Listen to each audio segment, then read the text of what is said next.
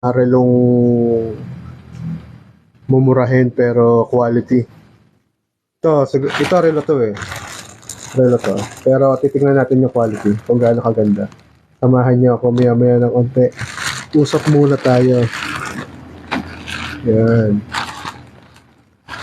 Hintay-hintay tayo. Baka may mga mag-join pa. Yan, konti na lang. Konti na lang. Pag naka 1K. Or in 2 minutes, kung ano muna. Yan, maraming salamat Sir Francis. Grabe naman. Grabe yung support ni Sir Francis eh. Yun.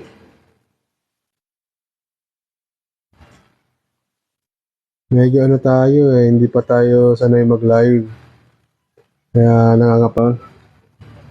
Grabe, ang ganda. So, kung makikita niyo yung quality, hindi ko maano eh.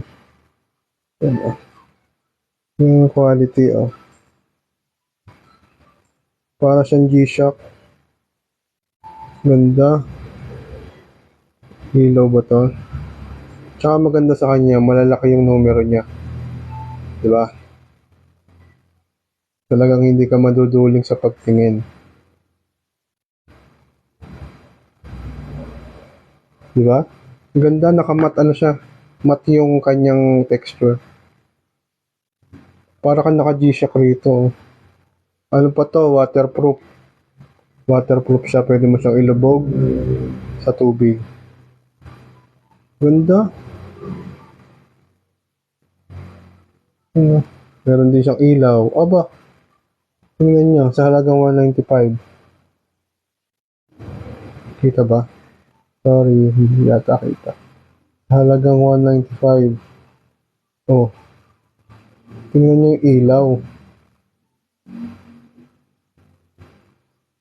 Quality oh. Ang ganda.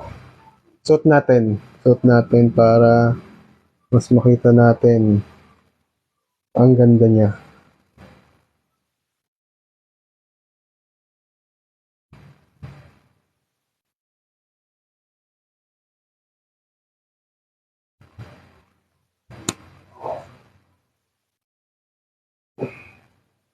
Yun. Grabe oh. Ganda. Hindi halatang Hindi siya halatang 195.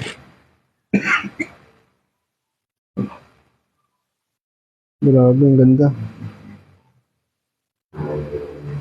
Maraming salamat sa Ganda niya oh.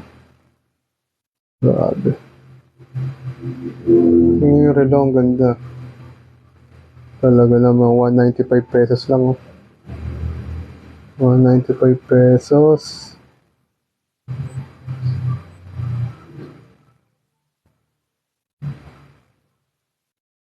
Hindi ko pa siya alam yung